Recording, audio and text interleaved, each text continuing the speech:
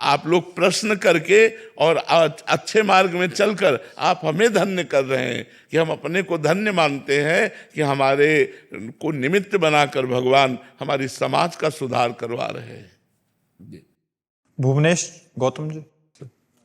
राधे राधे महाराज जी। महाराज जी, हम जब भी किसी मंदिर, चाहे वो ठाकुर जी का हो, हनुमान जी का हो, देवी जी का हो, हम लोग सदैव कुछ ना कुछ मांगने की इच्छा या मनोकामना पूरी करने की प्रार्थना करते रहते हैं। ऐसे में महाराज जी सबसे मांगे या कैसे करें, या भगवान से मांगना? तो क्या मांगने मात्र से पूरी हो जाएगी क्या? बिना तपस्या के और बिना अनुष्ठान के किसी भी मंदिर में जाओ तो कामनाएं पूर्ण नहीं होंगी। आपको तपस्या करनी पड़ेगी, आपको अपनी कामनाओं की पूर्ति के लिए आराधना करनी पड़ेगी। जब तप होगा, आराधना होगा, तभी कामना पूर्ण होगी, और या फिर भगवान से अपनापन हो। दो बात में एक हो। हम तो एक पीछे एकांतिक में एक बार बताया था कि हमारे भगवान का इस संसार क्या है? बाजार है।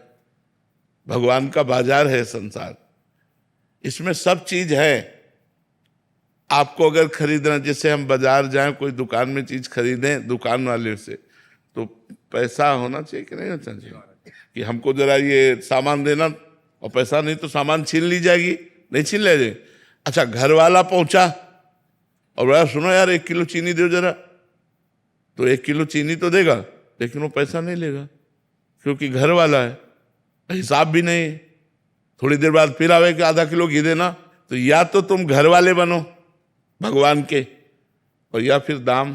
तो घर वाले तो बन नहीं रहे कि प्रभु मैं आपका हूं, दीन बंधु पतित पावन, सर्वस्व आपका है, नाथ सकल संपदा तुम्हारी, मैं सेवक समेत सुत नारी। अब प्रभु परिवार पोषण के लिए धन चाहिए, तो फिर वो पूरी करेंगे, क्योंकि अपनापन है। और आप भजन कर रहे हो, भगवान से भक्ति कर रहे हो, तो आपका चित्त जुड़ा हुआ है। और या फिर आपके पास अनुष्ठान, तपस्या, पुण्य होना चाहिए। 2 में 1 तो होना चाहिए। अगर 2 में 1 नहीं है तो मांगते घूमो, आपका श्रद्धा विश्वास कमजोर हो जाएगा कि यार देवी जी से भी मांगा पूरी नहीं किया, हनुमान जी से भी मांगा पूरी नहीं किया, तो फिर श्रद्धा विश्वास कम हो जाएगा। हाँ, लोगों की धारणा ऐसी रहती, पर ऐसे नहीं होता। या भगवान के निज जन बनो, और या साधना करो, अनुष्ठान करो, तब उसकी पूर्ति होगी। अल्पना जी, नई दिल्ली से। राधे राधे महाराज जी। महाराज जी, मैं एक साधारण गृहस्थ हूँ। गृह कार्य करते हुए टीवी या मोबाइल पर लीला कथाएं सुनते हुए नाम जप करती हूँ। आपसे सुना है कि टीवी, मोबाइल आदि से सुनना बहिर्मुख प्रवृत्ति को बढ़ाना है। महाराज जी, ऐसा एकांत समय हमें नहीं मिल पाता जिसमें हम अंतर्मुख होके मतलब अपनी चेतना तो मानो आप जैसे रसोई बना रही हो, तो आपको मोबाइल चलाने की उस समय क्या जरूरत है? अंदर ही अंदर राधा राधा राधा राधा राधा राधा राधा। आप ऐसे कर, आप सोहनी लगा रही हो, पोछा लगा रही हो, राधा राधा राधा। बच्चे को नहला धुला रही हो, राधा राधा राधा। हाँ, कभी मन आया उससे भी सुन लिया, कभी मन आया उसको, लेकिन उसी से केवल सुन लिया और स्वयं जप नहीं किया, तो ये ठीक नहीं है। आपको बहुत एकांत समय मिलता है, घर गृहस्थी में बहुत एकांत समय मिलता है, जो काम करने से भी रहित, उस समय कोई काम नहीं है। ऐसा ना कहिए कि आप 24 घंटा बिजी रहती हैं, कोई ऐसा नहीं जो बिजी रहता हो। सबको समय मिलता है, हम लोग उस समय को व्यर्थ नष्ट करते हैं। हम व्यर्थ समय नष्ट ना करें, नाम जप में लगा दें, तो बहुत भजन हम कर सकते हैं। हम कार्य करते हुए भजन कर सकते हैं। हर रोटी में राधा राधा राधा राधा, देखो कितना आनंद आएगा अंदर से। राधा राधा राधा, पोछा लगा रहे हैं, बर्तन मार्जन कर रहे हैं, राधा राधा, पति को टिफिन लगा रहे हैं, राधा राधा। और इससे आपका परिवार सुखी रहेगा और आपका भजन भी बन जाएगा। जब राधा राधा करते हुए भोजन बनाओगे तो जो पाएगा उसके हृदय से भी निकलेगा राधा राधा, क्योंकि पवित्र बना है ना।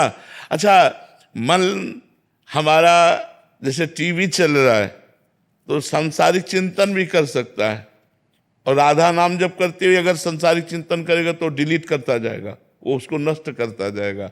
तो समय मिले तो थोड़ा एकांत भी जप कर लो, और जब मन ज्यादा भागे तो टीवी चला के भी कार्य करते रहो, कोई बात नहीं, लेकिन वो खास बात नहीं।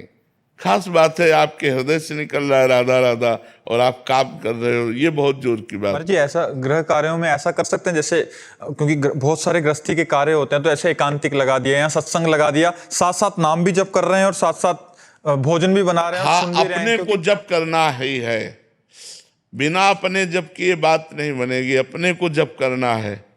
मान लो कान तो पवित्र हो गए सुन के, लेकिन मन पवित्र कैसे होगा? जब तक आप सुमिरन नहीं करेंगे तब तक आपका मन पवित्र नहीं होगा। मन को पवित्र करने के लिए आपको सुमिरन करना पड़ेगा। आपको आप टाइम आप निकाल लो। हमें तो बाधा लगती है, जैसे कोई भी टीवी है सब, अगर हम अभ्यास कर लें तो बड़ा आनंद आएगा। हर कार्य करते हुए, फावड़ा चलाते हुए, जब युद्ध करते हुए नाम जप हो सकता है तो हर कार्य करते हुए नाम जप किया जा सकता है अभ्यास के कारण। अभ्यास की कमी होने के कारण जब हम काम में लगते हैं तो भूल जाते हैं भगवान को। और अगर हम अभ्यास कर लें तो बीच बीच में भगवान का स्मरण करते हुए हम हर कार्य कर सकते हैं। अभिनव वर्मा जी काशीपुर से। राधे राधे महाराज। राधे राधे महाराज जी। महाराज जी साधन पक्ष करते समय अहंकार तथा विकारों को कैसे रोकें महाराज जी? विवेक के द्वारा, बुद्धि के द्वारा नहीं रोका जा सकता, विवेक के द्वारा। और विवेक सत्संग से प्राप्त होता है, बिन सत्संग विवेक न होए। सत्संग दो प्रकार से होता है, एक साधु महात्माओं से और एक होता है शास्त्र से। हम शास्त्रों का स्वाध्याय करें और संत महात्माओं का संग करें, उनकी वाणी का चिंतन करें, मनन करें, तो हमारी बुद्धि में विवेक जागृत हो जाए। जब विवेक जागृत होता है तो अज्ञान का नाश होता है। जब अज्ञान का नाश होता है, सत्य वस्तु का निर्णय होता है, तो फिर अहंकार अज्ञान में ही होता है। जितना अहंकार है ये सब अज्ञानी को होता है। ज्ञानी महापुरुष को या भगवान के भक्त को कभी अहंकार नहीं होता है। और अहंकार में ही सारे दोष विराजमान हैं। जो काम क्रोध लोभ मोह मद मत्सर हैं, ये अंतःकरण के अहंकार में विराजमान। अंतःकरण चतुष्टय चार है, बुद्धि मन चित्त अहंकार। तो जो अंतःकरण चतुष्टय में अहंकार है, उसी में काम क्रोध लोभ मोह मद मत्सर विराजमान है। और ये आगमा पाइनो हैं, बराबर नहीं रहते हैं, ये आते जाते रहते हैं, स्फुरित होते रहते हैं। अनित्य, ये नाशवान है। आगमा पाइनो अनित्यास तास तितिक्षस्व भारत, इनको सहन करना चाहिए। इनका जब वेग हो तब नाम जप करते हुए सहन करें, यही विवेक है। कहीं क्रियाओं में ना उतर जाए। अगर क्रियाओं में उतर गया गलत तो फिर साधना ही नहीं रह जाएगी, फिर तो बुद्धि पतित हो जाएगी, स्मृति का लोप हो जाएगा। कामा संजायते क्रोधा, क्रोधा स्मृति विभ्रमा, स्मृति भ्रंशात बुद्धिनाशो, बुद्धिनाशात प्रणश्यति। और जब साधक गुरु चरणों का आश्रय लेकर साधना करता है तो उसको अहंकार आना ही नहीं चाहिए, क्योंकि गुरु कृपा से साधना हो रही है। और अभी वो साधना आई नहीं जिससे अहंकार होना चाहिए, और जब वो साधना आ जाएगी तो अहंकार होगा नहीं। दोनों बातें समझो। वो स्थिति आई नहीं जिसका अहंकार होना चाहिए, और जब वो स्थिति आ जाएगी तो अहंकार रहेगा नहीं। तो ये अहंकार अज्ञान की दशा में होता है और व्यर्थ का अहंकार होता है। इसलिए इसको विवेक के द्वारा काटना चाहिए, इसको हटाना चाहिए। और जब अपने से न हटे तो भगवान से प्रार्थना करनी चाहिए कि प्रभु हमारे इस अहंकार और कामादि दोषों से रहित हमारे हृदय को कीजिए। भगवान सुन लेंगे, तो कृपा करेंगे, तो हमारा हृदय पवित्र हो जाएगा। अजीत सिंह जी काशी से। राधे राधे गुरुजी। गुरुजी मैं अपने अंदर आत्मा का अनुभव करना चाहता हूं, कैसे करूं? आप ही आत्मा हैं। अपने अंदर आत्मा का अनुभव मैं करना चाहता हूं तो आत्मा दूसरी हो गई, आप दूसरे हो गए। आप ही आत्मा हैं। अभी आप शरीर को लेकर बात कर रहे हैं कि मैं शरीरधारी अपनी आत्मा का अनुभव करना चाहता हूं, तो अज्ञान की दशा में तो ठीक ही है। अब साधना करनी पड़ेगी। बिना साधना के आत्म तत्व का अनुभव थोड़ी होता है। पहले सत असत का विवेक, फिर लोक परलोक के भोगों से वैराग्य, फिर अपनी इंद्रियों का दमन, मन का दमन, शास्त्र और गुरु के वाक्यों पर श्रद्धा और हर कष्ट सहने की क्षमता, जब तक तितिक्षा नहीं होगी तब तक ज्ञान नहीं होता है।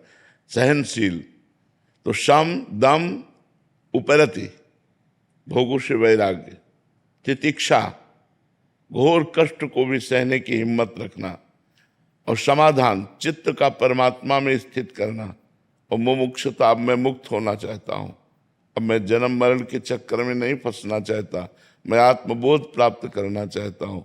तो ये साधन चतुष्टय की जागृति हो, और बड़े ज्ञानी महापुरुष जो हैं, जो गुरुजन हैं, उनका संग हो, और वेदांत शास्त्रों का स्वाध्याय हो, जैसे योग वासिष्ठ है, उपनिषद है, इनका स्वाध्याय हो गुरुजनों के पास बैठकर, तब आत्म तत्व का बोध होता है। कठिन है। पहले तो इंद्रियों को विषयों से हटाना ही कठिन है, शरीर राग का नाश करना कठिन है। इसलिए सरल साधन पकड़ो, भगवान का नाम जप करो, पवित्र भोजन पाओ, गंदे आचरणों से बचो, सत्संग सुनो, और शास्त्र स्वाध्याय करो। जब समय मिले तो चाहे 1-2 पेज ही पढ़ो, सदग्रंथों को पढ़ो और मनन करो, तो उससे बुद्धि शुद्ध होगी, तब आप आत्म स्वरूप का बोध प्राप्त कर पाएंगे, वो कृपा से। साधना तो निमित्त है, कृपा प्रधान है। अंबिका जी। श्री हरिवंश। श्री हरिवंश महाराज जी। महाराज जी, आपने ही कहा है कि हमारे संचित कर्म के गोदाम को नाम जप से नष्ट कर सकते हैं हम। जो प्रारब्ध बन चुका है उसे भोग लो, एवं जो आज पाप कर्म बन रहे हैं उसका प्रारब्ध बनने से पहले प्रायश्चित कर लो। तो प्रभु, प्रारब्ध कितने समय में बनता है? शरीर छूटने के बाद। जहां हमारा शरीर छूटा तो नए शरीर का प्रारब्ध तुरंत रचना करके उसको नई योनि में भेज दिया जाता है। जब तक ये शरीर है, मृत्यु नहीं आती, तब तक इसका प्रारब्ध है। और जहां मृत्यु आई तो दूसरे शरीर के प्रारब्ध की रचना करके उसको भेज दिया जाएगा। अब वो किस शरीर में भेजा जाता है, कर्मानुसार उसकी अंतामति कहाँ थी, उसी के अनुसार उसकी गति होगी। जीवन भर उसने कौन से कर्म किए मनुष्य शरीर पा करके, अंत में उसकी स्थिति कहाँ थी, उसके अनुसार उसको नई योनि, नया प्रारब्ध, नए भोग उसको उपस्थित करा दिए जाते हैं। जब तक मृत्यु नहीं होती तब तक इसी शरीर का प्रारब्ध काम करता है। गोपाल जी, महाराष्ट्र से। राधा वल्लभ श्री हरि। श्री हरिवंश महाराज जी। गुरुदेव भगवान, आपके जैसी गुरु भक्ति कैसे धारण करें और गुरु के वचनों के प्रति जिद्दी कैसे बने कि जो गुरुदेव ने बोल दिया? एक होता है कि गुरु मानकर भक्ति करना, एक होता है हमारी माँ, हम उनके बिना जी नहीं सकते। हमारी जो बात है कि वो हमारी माँ है, जैसे अपनी माँ से बच्चा अलग जी ही नहीं सकता, ऐसे हम अपने गुरुदेव के बिना अस्तित्व ही नहीं है। शरीर से भले दूरी, हृदय से तो उन्हीं का सारा साम्राज्य है। तो अपने गुरु को माता पिता की तरह प्यार करे। तुम्हें माता च पिता तुम्हें, तुम्हें बंधुश्च सखा तुम्हें विद्या द्रविणं तुम्हें सर्वम मम देव। आप मेरे देव देव हैं, आप मेरे ही धन हैं, आप मेरे ही माता पिता हैं, आप मेरे सर्वस्व हैं। जब अपने गुरुदेव को सर्वस्व मान लिया जाता है तो अपनी ममता सर्वत्र से धीरे धीरे हटकर गुरु चरणों में लग जाती है, और जब गुरु चरणों की कृपा होती है तो भगवान का साक्षात्कार हो जाता है। अंजना जी, राजस्थान से। राधे राधे। राधे राधे महाराज जी। गुरुदेव भगवान, मन बुद्धि चित्त अहंकार से जीवात्मा जगत में लिप्त है। मन इन वासनिक इच्छाओं से ओतप्रोत बाहर भटकता रहता है। बुद्धि मन की इच्छाओं का निर्णय करने में सक्षम है और मन के अधीन होकर, अज्ञान के वशीभूत होकर वासनिक इच्छाओं को ग्रहण क्यों करती है महाराज जी? क्योंकि वो भी प्रकृति की है ना। अगर एक ही सामग्री से सब बने हुए हैं, ये मन बुद्धि चित्त अहंकार, ये सब, तभी तो अभी इनके प्रश्न में कहा था कि विवेक जागृत करो। ये अलग चीज है, ये प्राकृतिक नहीं है, ये भागवतिक है। विवेक जागृत हो गया तो बुद्धि पर शासन करके, और बुद्धि मन पर शासन करके, और मन इंद्रियों पर शासन करके सब सुधार हो जाएगा। पर विवेक जागृत हो जाए। विवेक जागृत होना थोड़ा कठिन होता है। एक बार विवेक जागृत हो जाए तो सब काम बन जाए। विवेक जागृत के लिए उपाय यही है कि खूब सत्संग करता रहे, खूब शास्त्रों का स्वाध्याय करे, और ये निश्चय कर ले कि मुझे भगवत प्राप्ति करनी है, तो विवेक जागृत हो जाए।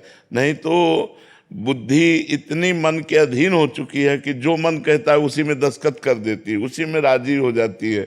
और मन इतना इंद्रियों के अधीन हो गया कि जो इंद्रियां कहती हैं वही मन राजी हो जाता है। और इंद्रियां इतने विषयों के अधीन हो चुकी हैं कि जिस विषय को देखती हैं भोगने की इच्छा कर लेती हैं।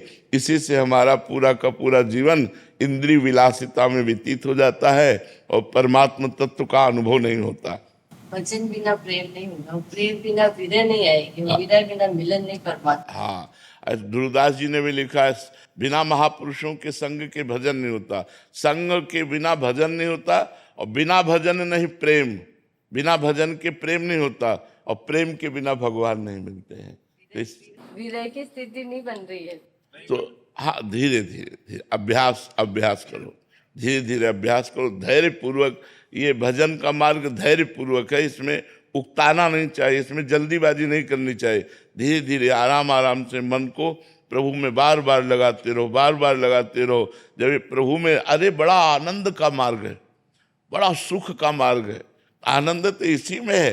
खूब तपस्या करे, खूब व्रत नियम संयम, इंद्रियों पर विजय प्राप्त करे। भगवदानंद, ये विषय आनंद तो सुअर कुत्ता भी भोग रहे हैं यार। जिसे तुम बहुत सुख मान रहे हो, जैसे तुम्हें रबड़ी और रसगुल्ला खाने में मजा आता है ना, उसको बिस्ठा खाने में मजा आता है। तुम्हें गद्दा में जैसे सोने में अच्छा लगता है ना, उसको कीचड़ में सोने में अच्छा लगता है। अंतर क्या रहा यार? हम अपनी इंद्रियों पर विजय प्राप्त करके, परमात्मा की आराधना करके हम भगवदानंद प्राप्त कर सकते हैं, वो भगवदानंद नहीं प्राप्त कर सकते। अगर मनुष्य शरीर प्राप्त करके निद्रा भय हार मैथुन इतने में ही समय व्यतीत कर दिया तो तिनते खर सूकर स्वान भले, जड़ता बस जे न काहे कछुए, जर जाओ सुजानकी नाथ बिना जो जिए जग में तुम्हारो बिन होए। उनसे सुअर कुत्ता गधा अच्छे जो मनुष्य शरीर प्राप्त करके भगवदानंद नहीं प्राप्त किया, चिदानंद नहीं प्राप्त किया, उनसे पशु पक्षी अच्छे। क्यों? क्योंकि वो अपने कर्मों का भोग रहे हैं, और आप मनुष्य शरीर में ऐसे नए कर्म पाप कर्म कर रहे हैं जिससे दुर्गति को प्राप्त होंगे। योगेश जी जालंधर से, राधे राधे महाराज जी। महाराज जी, विश्वास और समर्पण कैसे आए? विश्वास समर्पण पहले 8 भक्ति करो, तब 9वीं है आत्मसमर्पण। श्रवण, खूब भगवान की चर्चा सुनो। कीर्तन, भगवान के नाम का कीर्तन करो, भगवान की गुण कथा लीला गाओ। रोज भागवत नियम पूर्वक पढ़ो, रोज रामचरितमानस का पाठ करो, रोज भगवान के पावन चरित्रों को श्रवण करो। श्रवणम, कीर्तनम और स्मरणम। थोड़ी देर एकांत में बैठकर भगवान के नाम का ध्यान करते हुए जप कर रहे, भगवान की जैसी भी बन रही रूप माधुरी का ध्यान कर रहे। हमारे भगवान ऐसे हैं। स्मरणम, श्रवणम, कीर्तनम, स्मरणम और विष्णु पाद सेवनम। भगवान के चरणों की सेवा, घर में ठाकुर जी विराजमान कर ले, ठाकुर जी की स्नान कराना आदि सब सेवाएं सीख ले। अर्चनम, विविध प्रकार के पदार्थों से भगवान का अर्चन करना, फिर भगवान का साष्टांग दंडवत करना। नियम ले ले कि 11 साष्टांग दंडवत करेंगे, 21 साष्टांग दंडवत। बड़ी महिमा है साष्टांग दंडवत की। एक बार भगवान को प्रणाम करने से साष्टांग 10 अश्वमेध यज्ञ के अवभृत स्नान का फल प्राप्त होता है। ये भीष्म पितामह जी ने बताया। एकोपि कृष्ण कृता प्रणामो दशाश्वमेधा व्रतेन तुल्य, दशाश्वमेधि पुनरेपि जन्मो कृष्ण प्रणामी न पुनर्भवाए। दशाश्वमेधि और भगवान को साष्टांग प्रणाम करने वाले में भेद है कि दशाश्वमेधि स्वर्गलोक को जाकर पुण्य भोगेगा फिर जन्म लेगा, लेकिन कृष्ण प्रणामी न पुनर्भवाए, जो भगवान को प्रणाम करता है उसका पुनर्जन्म नहीं होता।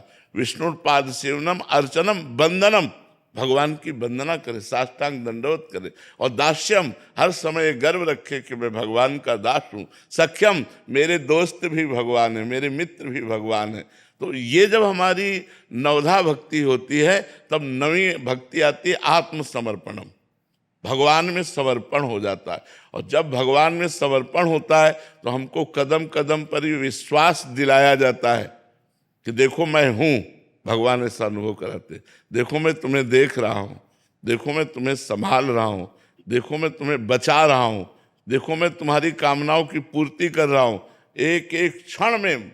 मतलब अब जैसे अपने लोगों का पूरा जीवन है तो इसी बात का विश्वास, इसी बात का अनुभव कि मेरे प्रभु प्रतिपल हमें दुलार करते हैं, प्रतिपल दुलार करते रहे हैं और वही हमें संभाले हैं, वही हमें संभालते रहेंगे। तो हमारे को जब अनुभव होने लगता है कि देखो भगवान ने बचा लिया, देखो भगवान ने संभाल लिया, तो हमारा विश्वास दृढ़ होता चला जाता है। और जब पूर्ण विश्वास हो गया तो भगवान मिल गए। जहां पूर्ण आत्मसमर्पण और पूर्ण विश्वास हो गया वहीं भगवत अनुभूति होने लगती है कि भगवान है। हृदय में अनुभव होता है, बाहर दृष्टि डालो तो सबके रूपों में भगवान है, ऐसा अनुभव होने लगता है। पर ये जब बहुत काल तक हम साधना करें, तब बहुत काल तक नाम जप करें, बहुत अच्छे पवित्र भोजन पावें, पवित्र विचार रखें, पवित्र आचरण करें। अब आजकल तो आहार विहार में कोई ध्यान ही नहीं दे रहा है, कौन बना रहा है, कैसे बना रहा है, बस पेट भर लो। क्या बन रहा है कोई मतलब नहीं है, वो बनाने वाला होटल के अंदर कौन है कोई मतलब नहीं है, वो कैसे बना रहा है कोई मतलब नहीं, बस पेट भर लो। ऐसा नहीं, फिर बुद्धि साधना में नहीं लगेगी। हमारा पवित्र भोजन होना चाहिए। जितना पवित्र आहार होगा, वैसे भी कहा जाता है जैसा खाओ अन्न वैसा बने मन, जैसे पियो पानी वैसी बने वाणी। तो हमें अन्न बहुत संभाल करके पाना चाहिए। अन्न का प्रभाव बुद्धि को तत्काल भ्रष्ट कर देता है। एक बार भीष्म पितामह जी द्रौपदी जी को उपदेश कर रहे थे, युधिष्ठिर आदि को, तो द्रौपदी जी हंसने लगी। तो उनका बेटी उपदेश में हंसने का विषय क्या होता है, तुम क्यों हंसी? तो उन्होंने कहा पितामह, जिस समय सभा में मुझे निर्वस्त्र किया जा रहा था उस समय ये ज्ञान आपका कहाँ चला गया था? जब मैं चीख चीख के पूछ रही थी क्या ये धर्म है, धर्मात्माओं की सभा में एक मुझ स्त्री को, एक वस्त्र धारण किए हुए रजस्वला स्त्री को निर्वस्त्र किया जा रहा है, क्या ये धर्म है? उस समय आपका जो इस समय ज्ञानोपदेश कर रहे हैं उस समय कहाँ चला गया था? तो उनका ठीक कहा बेटी, उस समय पापी अधर्मी दुर्योधन का अन्न खाए था, इसलिए हमारी बुद्धि काम नहीं कर रही थी। 6 महीना बाणों की सैया पर पड़े हो गए, वो रक्त सब बह गया। आज हमारी बुद्धि शुद्ध है, आज जो प्रश्न करोगे उसका सही उत्तर प्राप्त होगा। तो जब तक हमारी बुद्धि शुद्ध नहीं होगी, इतने बड़े महात्मा का भी अन्न ने प्रभाव बदल दिया बुद्धि का, तो हम लोग तो बहुत छोटे जीव हैं। अगर हमारी ऐसी खान पान की सामग्री अपवित्र रही तो हम भगवदानंद पर विचार ही नहीं कर सकते।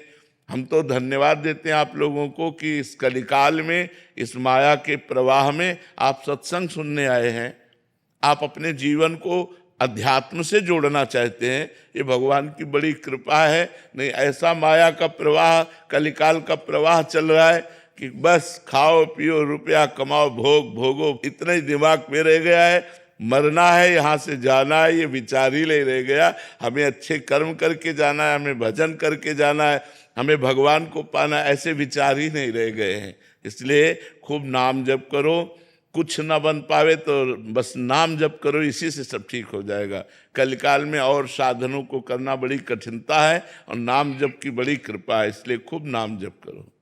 कृष्णा यादव जी प्रयागराज से। महाराज जी, यदि कोई व्यक्ति हमारे प्रति ईर्ष्या या द्वेष भावना रख रहा है तो उससे हमारा जीवन में क्या प्रभाव पड़ता है और उससे हमारे अंदर क्रोध की भावना? कोई फर्क नहीं पड़ता। हमको कोई बुरा कहता है या भला कहता है, हमारे ऊपर कोई फर्क नहीं पड़ता। हम किसी को बुरा भला ना कहें, नहीं तो फर्क पड़ जाएगा। हमारे अंदर किसी के प्रति द्वेष ना हो। यदि हमसे कोई द्वेष करता है तो हमारा कुछ नहीं बिगाड़ सकता है, वो अपना ही स्वभाव बिगाड़ रहा है, अपने कर्म बिगाड़ रहा है। हमको चाहिए कि हम द्वेष करने वाले से भी द्वेष ना करें। हम दूसरे का जो हमारा अहित कर रहा है उसका भी हम हित सोचें तो हमारा मंगल हो जाएगा, हमारे पक्ष में भगवान हो जाएंगे। और जिस पक्ष में भगवान होते हैं वहाँ विजय ही विजय होती है, आनंद ही आनंद होता है। इसलिए दूसरों से तो द्वेष करना नहीं, और जो हमसे द्वेष करते हैं उनसे बुरा नहीं मानना। जो हमसे नफरत करें, द्वेष करें, जो हमसे घृणा करें, जो हमारा अपमान करें, हम उनके साथ भी व्यवहार अच्छा करें तो हमारे पक्ष में भगवान हो जाएंगे। भगवान जिसके पक्ष में हो गए वो सदैव विजयी होता है, वो सदैव दुख विपत्ति से बच जाता है। इसलिए खूब नाम जप करो, कोई तुमसे द्वेष करे तुम्हारा कुछ नहीं बिगाड़ सकता। डॉक्टर नवीन जी, राधे राधे महाराज जी। महाराज जी, आप कह रहे हैं कि पिछले 9 सालों से ये सेवाएं दे रहे हैं डॉक्टरी की। अभी क्या होता है कि कोई बहुत ज़्यादा जिसको स्वास्थ्य लाभ हो जाए तो इनको फिर कोई यहाँ गाड़ी गिफ्ट कर देता है या मोबाइल दे दिया या ऐसे, तो ऐसे में उपहार लेना महाराज जी हमारे लिए कितना वो है, स्वीकार करना चाहिए? कभी कभी गृहस्थी में ले सकते हो, कोई घूस थोड़ी ले रहे हो। मान लो कोई घूस थोड़ी ले रहे हो, अब उसकी प्रसन्नता हो गई, आपने सेवा की और वो स्वास्थ्य प्रारब्ध से ठीक हो गया, आपकी सेवा बनी और आपको वो अगर गाड़ी दे रहा है या कुछ दे रहा है तो गृहस्थ में हो, आप ले सकते हो। आप उस अगर आपके पास अर्थ और बढ़ रहा है तो आपके पास कभी ऐसे बीमार जब आवे जिनके पास धन नहीं है तो आप अपनी तरफ से लगा के कर दीजिए। समझ रहे ना, आपको कोई गिफ्ट दे रहा है, ले लिया। अब हम इंतजार करते हैं उस समय का जब कोई ऐसा गरीब आदमी आता है जिसके पास पैसा नहीं, अब हम पैसा लगाएंगे और उसको बीमारी ठीक करके, ये हमारी तरफ से उसको गिफ्ट होगी कि हम उसका स्वास्थ्य ठीक करके और एक पैसा नहीं लेंगे और उससे राधे राधे कहेंगे। तो ये काम करो। जिनके पास है कि हम डॉक्टर साहब हमारे पास फीस नहीं, कोई बात नहीं, दवाई का भी पैसा नहीं, हम लगा देंगे, ऐसा काम करो जिससे आपका मंगल हो जाएगा, आपके ऊपर भगवान की कृपा हो जाएगी। जो परहित करता है आप इच्छा मत रखिए, लेकिन अगर ऐसा अवसर आता है कि आपको कोई देता है तो आप उसको ले लीजिए और उसी के हिसाब से आप किसी गरीब की सेवा कर दीजिए। ठीक है ना? कृष्ण गुप्ता जी, जय श्री हरिवंश। राधे राधे महाराज जी। गुरु जी, आपकी कृपा से सत्संग में ये बात समझ आई कि ये मनुष्य जीवन भगवान की प्राप्ति के लिए मिला है। हम जब साधकों और उपासकों को देखते हैं तो खुद को उनकी चरण धूलि के बराबर भी नहीं पाते। हमें श्री जी की नित्य सेवा चाहिए पर हमसे कोई योग्यता हमें दिखाई नहीं दे पा रही। महाराज जी, ऐसे में प्रियाजू भगवान की प्राप्ति कैसी हो जाए? आप हमें ये बात बताओ, एक आदमी अगर धन चाहता है तो वो सोचता है कि बैठे रहने से अच्छा है हम लेबरी ही कर लें, तो 8 घंटे काम करता है, 500 रुपये कमाना शुरू कर देता है।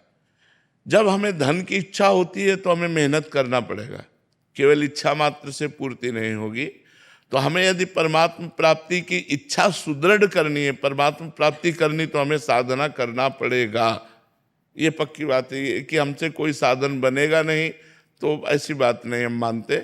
हमारा मनुष्य जन्म मिला ही है साधना के लिए, हमें नाम जप करना है। ये जरूर है कि हम में बल नहीं है, हमें भगवान बल देंगे। हम अपने को अहंकार से युक्त होकर मैं ऐसा कर दूंगा, ऐसा ना बोलूं, वो बात तो ठीक है, लेकिन अंदर से ध्यान रखना है कि जैसे धन कमाने वाले को मेहनत करनी ही पड़ती है, ऐसे ही अगर हम भगवत पद प्राप्त करना चाहते हैं तो हमें ये मेहनत करनी होगी। गंदे आचरणों का त्याग करके अच्छे आचरण करना, भगवान का नाम सुमिरन करना, भगवान की कथा सुनना, परोपकार करना, इसी से भगवान की कृपा प्राप्त होती है। ये करना पड़ेगा। अगर ऐसा नहीं तो फिर भगवान के सब लाडले हैं, भगवान का कोई दुश्मन थोड़ी है। भगवान की तो सब पर दया है, सब पर कृपा है, पर उन्नति को वही प्राप्त होता है जो मेहनत करता है, चाहे जिस मार्ग में हो। हमारे संत मार्ग में जो खूब तपस्या परायण है, खूब भजन परायण है और किसी से प्रतिग्रह नहीं लेता, वही ऊपर उठ जाता है। और जो भोगों में रत रहता है वो तो सामान्य मनुष्य की तरह रहता है।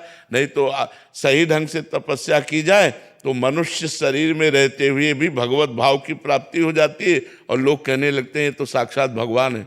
नहीं कहने लगते संतों को कि अरे वो तो साक्षात भगवान है। क्यों? क्योंकि भगवान का चिंतन करके इतना तन्मय हो गए कि भगवान उनके हृदय में प्रकाशित हो गए। मेहनत की, जो जितनी कड़ी तपस्या करता है, जितना कठोर व्रत नियम संयम जप तप, वो उतना ही आगे बढ़ता है। अब ऐसे पड़े रहो कि तो फिर भगवान के पूरा चराचर जगत है, करना पड़ेगा। ये हम पक्की बात कहते हैं, करना पड़ेगा, भजन करना पड़ेगा, भजन के बिना बात नहीं बने। और जो लोग कहते हैं कि हमसे भजन होता नहीं, तो भजन होता सिद्धों से है, साधकों को भजन करना पड़ता है।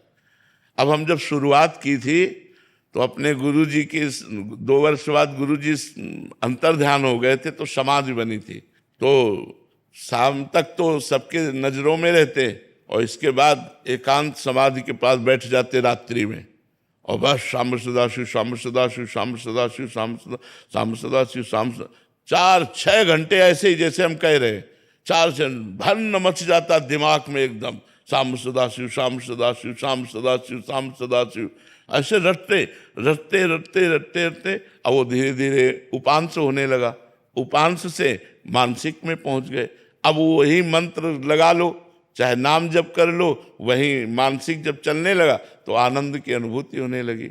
अब कहते भजन होता नहीं, तो ऐसे थोड़ी भजन होने लगेगा कि तुम बैठो आनंद से भजन हो रहा है, ये तो सिद्धों का होता है, साधक को तो भजन करना पड़ता है। आदित्य प्रकाश जी, प्रयागराज से। राधे राधे महाराज जी। महाराज जी, क्या भक्ति एवं आराधना के लिए मंत्र आवश्यक है? हाँ, बिल्कुल आवश्यक है, बिना मंत्र के कैसे बनेगा। और जब तक मंत्र ना मिले तब तक क्या करें? नाम जप करना चाहिए। और मंत्र क्या किसी से किताब से पढ़ के कर सकते हैं, गुरु से ही? नहीं, किताब से पढ़ के कोई सिद्ध हो जाता है क्या? किताबी ज्ञान से कोई सिद्ध हो जाता है क्या? आज तक कोई सिद्ध हुआ हो किताबी ज्ञान से तो हमें बताना। बिना गुरु की कृपा के चाहे शिव बिरंच सम होई, गुरु बिन भवनिधि तरह न कोई।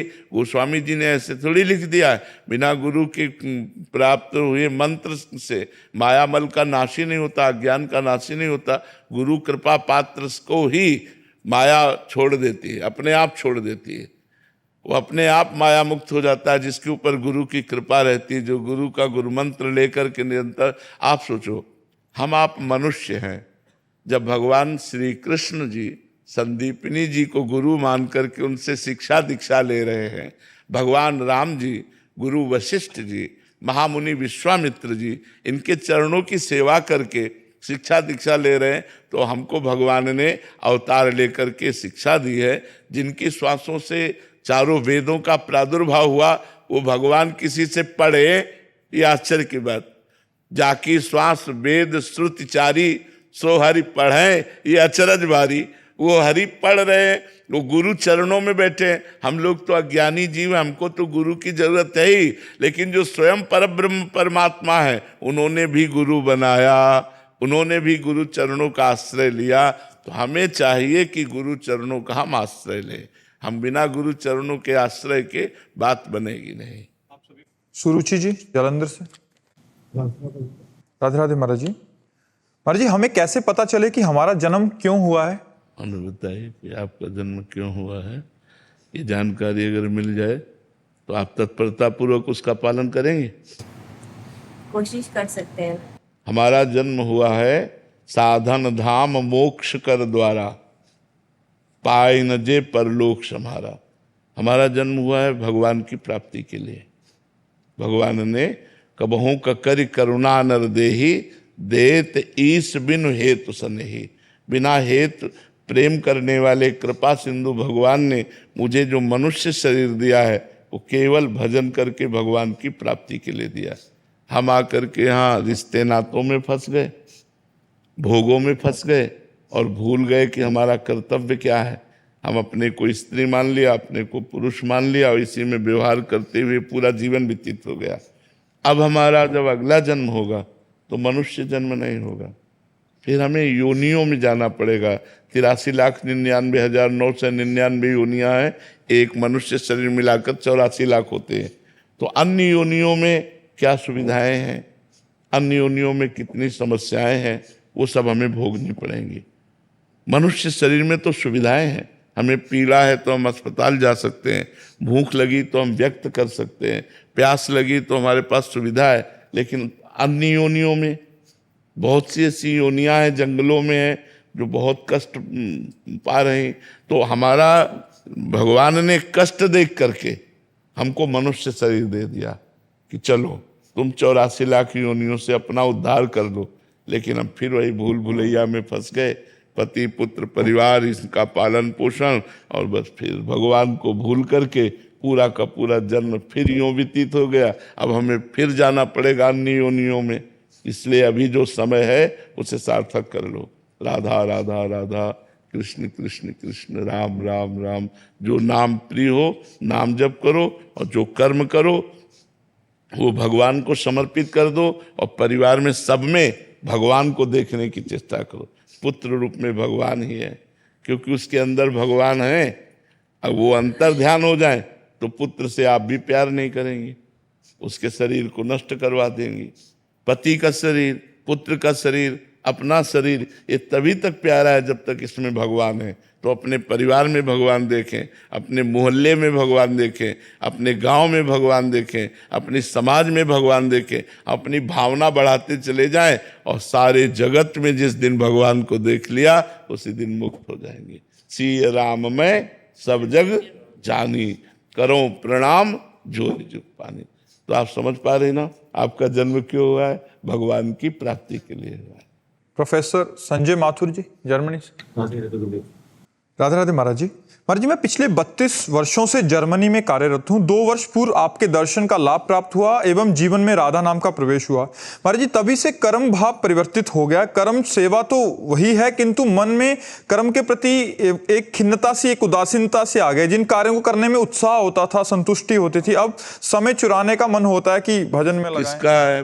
हाँ, ये सही ढंग से नाम जप कर रहे हो तो ये उसका फल है। सही ढंग से जो नाम जप होता है तो इस झूठे संसार से मन हटने लगता है, सब व्यर्थ लगने लगता है। लेकिन अंदर ही अंदर इस बात को छुपा के बाहर से अपने कर्तव्य का पालन करना चाहिए। तो अपने कर्तव्य का निर्वाह मन ना होने पर भी करते रहना चाहिए।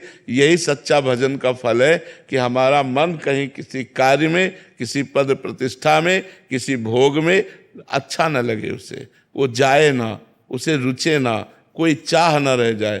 जैसे जैसे चाह मिटती जाएगी वैसे वैसे हृदय भगवान के नजदीक पहुंचता जाएगा, और जहां चाह पूरी मिट गई तो वहां भगवत साक्षात्कार हो जाएगा।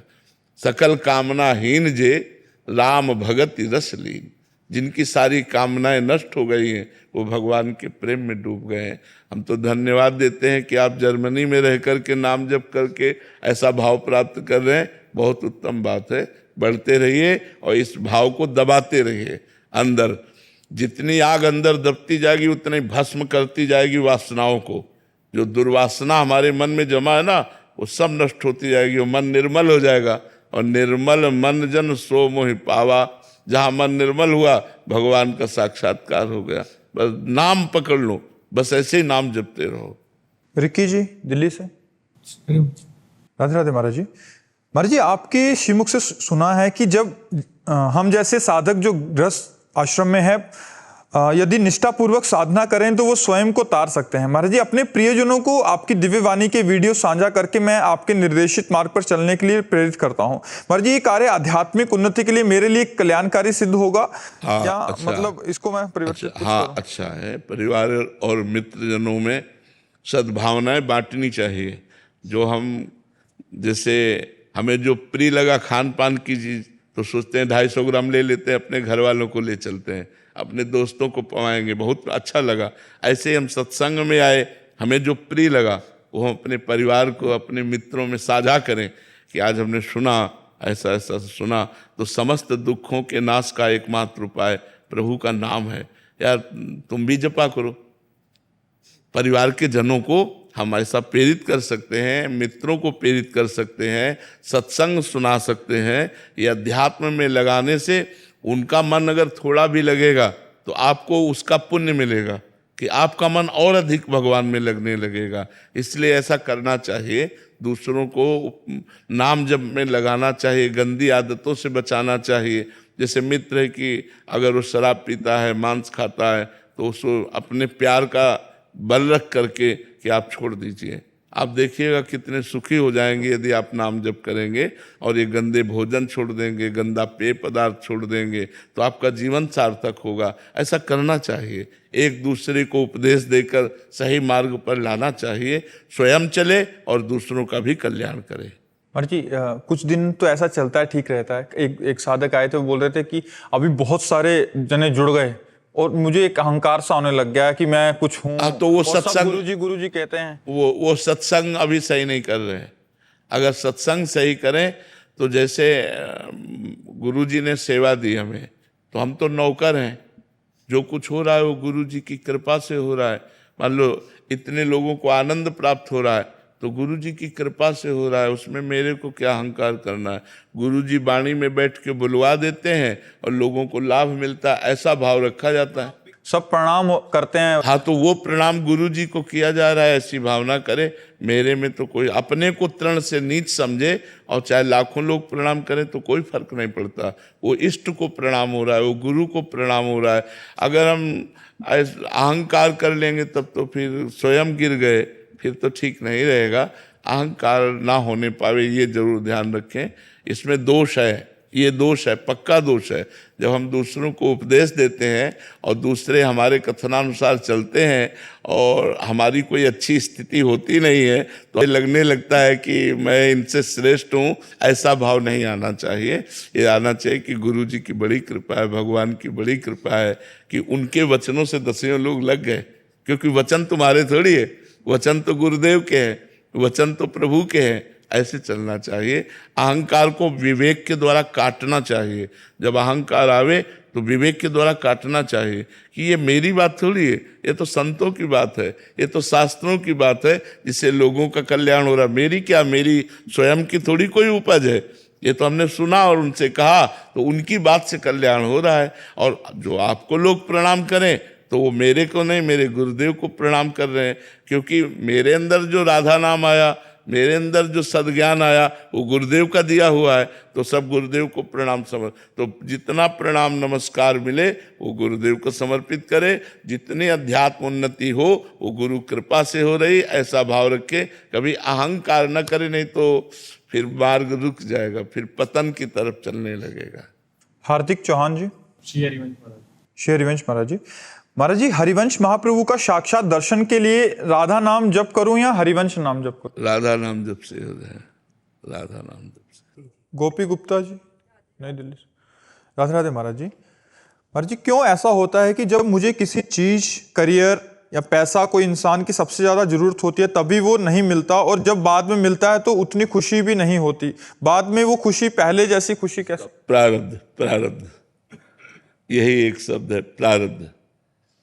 प्रारब्ध का है कि 10 वर्ष बाद आपको धन की प्राप्ति होगी। तो अब 10 वर्ष आप चाहे जितना प्रयास कर लें, 10 वर्ष आपको सफलता नहीं मिलेगी, चाहे जितना प्रयास कर लें। हाँ, भागवतिक प्रयास कर लें तो सफलता मिल जाएगी।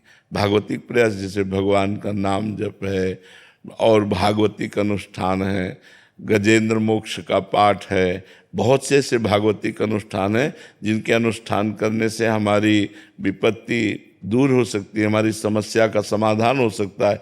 लेकिन यदि हम सहज में ऐसे चल रहे हैं तो फिर 10 वर्ष के बाद यदि है तो 10 वर्ष के बाद ही मिलेगा, पहले नहीं मिलेगा। ये सब पहले से निश्चित है, पहले से प्रारब्ध निश्चित है। पुरुषार्थ के लिए तुम्हें, अब जैसे इस समय आप हैं, अब आप नाम जप कर सकते हैं, ये आपको प्रारब्ध से क्या लेना देना। तो नाम जप हम खूब डट के कर रहे हैं तो सब वस्तुएं, सब आप जो कह रहे हैं कि जब मुझे मांग होती है तब मिलता नहीं है, जब मिलता है तब मांग नहीं होती। और हम कहते हैं जब मांग की जरूरत है आप मांगो या ना मांगो, अपने आप वो दे देगा यदि उससे कनेक्शन बना लो तो। संबंध जोड़ो प्रभु से, प्रभु को अपना मान लो। हमने मांगा थोड़ी है, ये व्यवस्था मांगा थोड़ी कि भगवान हमको ऐसी व्यवस्था दे दो। अपने आप वो सब कर रहे हैं। उनको पता है कि अपने जन को किस समय क्या जरूरत है।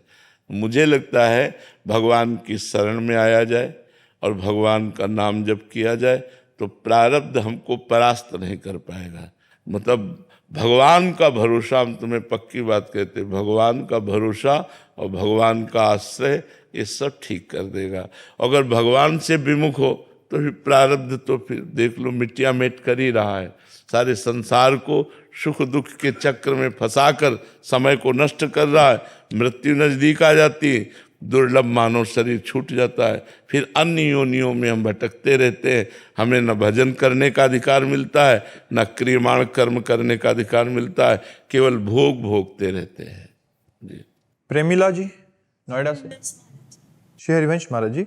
गुरुदेव भगवान, मेरे अंदर की कमियां मुझे आईने की तरह साफ साफ दिखाई देती हैं। जब क्रिया हो जाती है तब अंदर बहुत ग्लानि जलन होती है। प्रभु, मैं चाहकर भी इन कमियों को दूर नहीं कर पा रही। गुरुदेव भगवान, ऐसे में कैसे? हाँ, भगवान से प्रार्थना कीजिए। कुछ कमियां ऐसी होती हैं, हम ये गलत कहते हैं कि हम चाह कर भी नहीं छोड़ पाते। हमारी सुख बुद्धि होती है उन कमियों में। जो भी कमी होती है जिसे हम छोड़ना चाहते हैं और हम भूल से कह रहे हैं कि हमारी चाह है ये छूट जाए, पर छूटती नहीं है, ये भूल से कह रहे हैं, सही नहीं कह रहे। अगर सही कहें तो हमारी उससे सुख बुद्धि नष्ट हो जाए। जो पदार्थ है, जो वस्तु है, जो व्यक्ति है, जहां हमसे गलती हो रही है उसमें हमारी सुख बुद्धि होती है। तो यद्यपि एक मन से हम चाहते हैं कि हमसे कभी ना हो, लेकिन सुख बुद्धि होने के कारण हमसे वो गलती हो जाती है। तो सुख बुद्धि का नाश हुए बिना ये गलतियां रुकती नहीं है। जब सुख बुद्धि का नाश हो जाता है तब ये रुकती है। सुख बुद्धि के लिए ज्ञान की जरूरत है।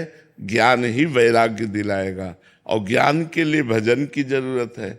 सत्संग सुनो और खूब भजन करो डटकर। बिना भजन के अध्यात्म का कुछ नहीं जान पाओगे। जो भजन करते हैं वही अध्यात्म को समझ पाएंगे, बिना भजन के अध्यात्म को नहीं समझ पाओगे। तो जो हमारे अंदर गलतियां हैं वो सुख बुद्धि के कारण, जैसे किसी नशे में सुख बुद्धि, किसी शरीर में सुख बुद्धि, किसी पदार्थ में सुख बुद्धि, यही हमारी गलतियां होती हैं। तो उधर हम चाहते हैं कि यार गलत है, ये नहीं करना चाहिए, पर मन में कि सुख मिलेगा।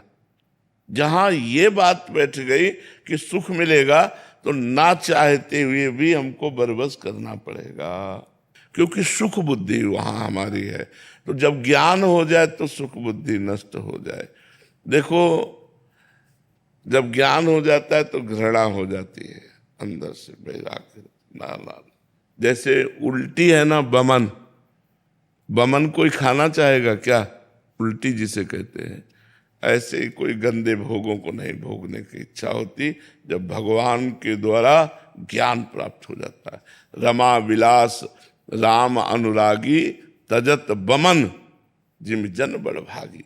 वो बड़भागी जन समस्त संसार के भोग विलास को वमन की भांति त्याग देते हैं। हम कहते हैं भोगों को धर्मयुक्त भोगो।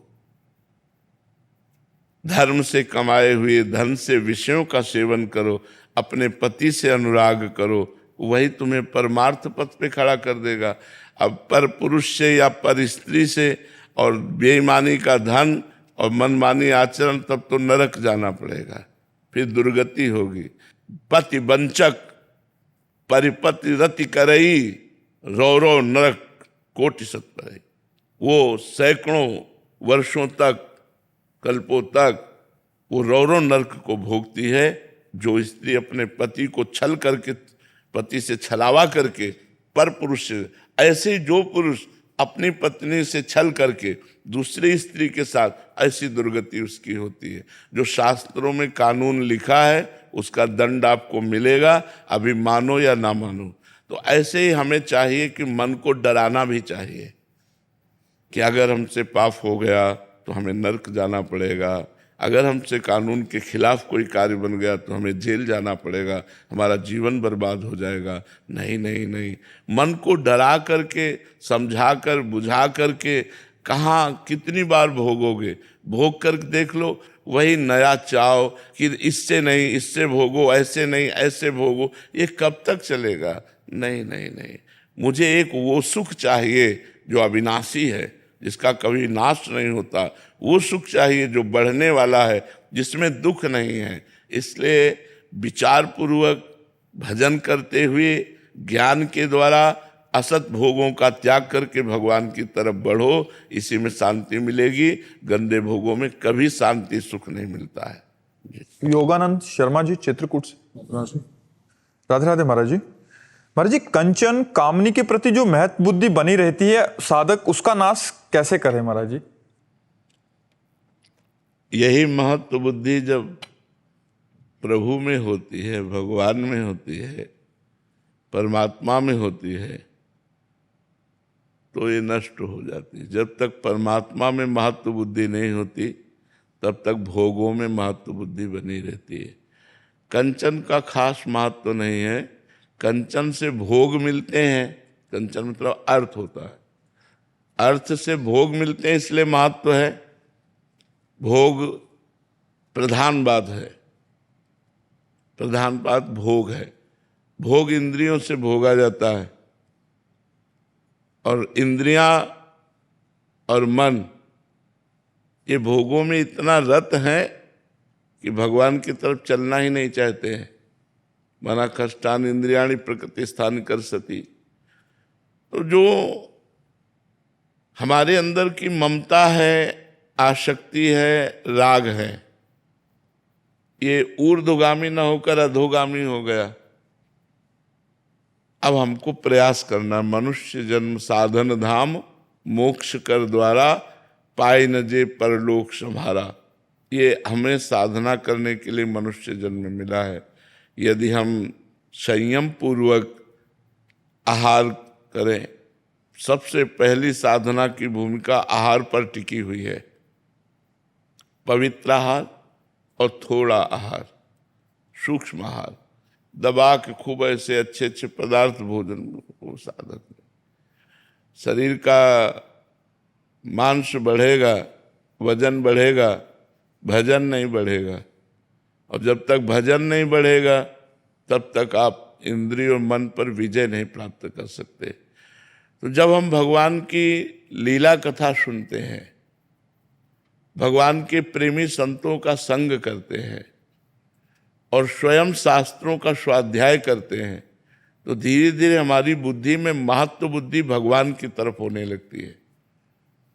अगर हम मोबाइल से गलत दृश्य देखेंगे, गंदे बच्चों का संग करेंगे, गंदे लोगों का संग करेंगे और गंदी क्रियाएं करेंगे, तो हमारी महत्व बुद्धि भोगों में बनी रहेगी। और जब तक भोगों में बनी रहेगी तब तक हमको गिराती रहेगी बार बार। इसलिए हम अधिक समय नाम जप में, कुछ समय शास्त्र स्वाध्याय में और कुछ समय सत्संग में।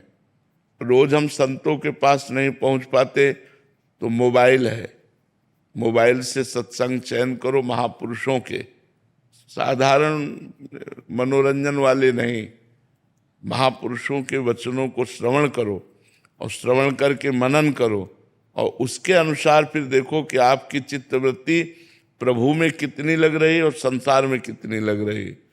बार बार भगवान से प्रार्थना करो, हे नाथ बहुत जन्म व्यतीत हो गए भटकते हुए, अब भटकना नहीं चाहता, अब प्रभु कृपा करो और मुझे भजन प्रदान करो। जितना भजन करोगे उतनी महत्व बुद्धि कंचन कामिनी से हटती चली जाएगी, अच्छा ही नहीं लगेगा। भजन, खान पान ठीक हो और खूब भजन हो, शास्त्र स्वाध्याय हो, संतों का संग हो, निश्चित बुद्धि माया पर विजय प्राप्त कर लेगी। यही माया है कंचन कामिनी कीर्ति। लोकैष्णा, पुत्रैष्णा, वित्तैष्णा, यही है कामना। इन्हीं कामनाओं की पूर्ति करने में साधक विचलित रहता है। और एकांत में बहुत पवित्र समय व्यतीत होना चाहिए। अगर साधक अपना जीवन मंगल में बनाना चाहता है तो जब शयन का समय हो या एकांत कमरे में हो, उस समय बहुत सावधान रहे, मोबाइल से कोई गलत बातें न देखे, गलत चिंतन करने का अवसर न दे, नाम कीर्तन शुरू कर दे। जब मन भटकने लगे भगवान का नाम कीर्तन शुरू कर दे, नाम जप प्रारंभ कर दे। नहीं मन लग रहा, बाहर टहलने लगे, कोई गंदा दृश्य न देखे, कोई गंदा चिंतन न करे, कोई गंदी क्रिया न करे। और जब बहुत काल तक ऐसा समय व्यतीत करे, दीर्घ काल तक, तब हमारा हृदय दृढ़ हो जाता है। फिर जब भगवान में महत्व हो गया तो फिर संसार में नहीं। देखो ठाकुर हरिदास जी का जवान शरीर है, 3 लाख नाम रोज जप करते थे। हरे कृष्ण कृष्ण कृष्ण हरे हरे, हरे राम राम राम हरे हरे, हरे कृष्ण, ऐसे 3 लाख नाम जप करते थे। तो एक धनी मानी पुरुष वहां से निकला तो ठाकुर हरिदास जी का चेहरा चमक रहा था भजन के प्रताप से। तो कहा तुम इसको भ्रष्ट कर सकती हो। तो उनका वैश्या संघ में थी, तो उसने कहा इसको तो देर नहीं लगेगी। तो उनका तुम भ्रष्ट करो, जितना तुम रुपया कहोगे उतना देंगी। वो श्रृंगार करके उनके पास एकांत कुटिया जंगल में वो बैठ गई। अब उनसे बात करना चाहती, वो बार बार ये कहते हरे कृष्ण कृष्ण कृष्ण हरे। एक दिन पूरा निकल गया, दूसरे दिन फिर श्रृंगार करके आई, वो भी दिन निकल गया। तीसरे दिन फिर 3 लाख नाम जप करना। वो यही कहते जब हमारा नाम जब पूरा हो जाएगा तब आपसे बात करेंगे। अब 3 लाख नाम जप करना और जोर जोर से हरे कृष्ण कृष्ण कृष्ण। 3 दिन नाम कीर्तन सुनने के बाद उसको लगा मैं कितनी नीच हूं, ऐसे पवित्र आत्मा के प्रति ऐसी गंदी दृष्टि रखती हूं। चरणों में लौट गई। जब लौट गई तब उन्होंने बंद किया। हाँ, तो उनका प्रभु मैं बहुत पापिनी हूं, मैं वैश्या हूं, मैं बहुत नीच हूं। तो बोले कोई नहीं, बात नहीं, भगवान कृष्ण सबका कल्याण कर देते हैं। हमारा कल्याण कैसे होगा? आई थी भ्रष्ट करने, बोले हमारा कल्याण कैसे होगा? बोले कृष्ण कृष्ण जपो, हरे कृष्ण जपो। वो वहीं कुटिया में बैठ करके भगवान नाम करने लगी। उस कुटिया को भी छोड़ दिया उन्होंने और कुछ नहीं बिगड़ा। देखो भगवान के नाम का प्रभाव कि हरिदास जी के पास 3 दिन वैश्या आई, जंगल है, एकांत है, तो मन भटक सकता था ना, लेकिन नहीं, महत्व बुद्धि भगवान में तो मन नहीं भटका। भागवत में लिखा है वही महाभागवत है जो त्रिभुवन की राज्य लक्ष्मी देने पर भी, जिसका आधे पल के लिए भी भगवान का विस्मरण ना हो, वही भगवान का महाभागवत है। तो हमारी जब महत्व बुद्धि भगवान में हो जाएगी तो कंचन कामनी हमारे मन को नहीं खींच पाएंगी।